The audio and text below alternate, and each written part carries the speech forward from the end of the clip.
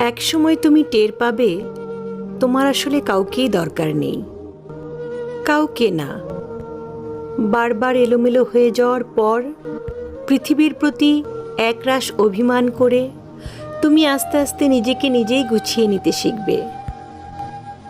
মানুষকে নিয়ে প্রচণ্ড আশা করে সেখান থেকে পাওয়া হতাশাগুলো থেকে তুমি একাই বাঁচতে শিখবে।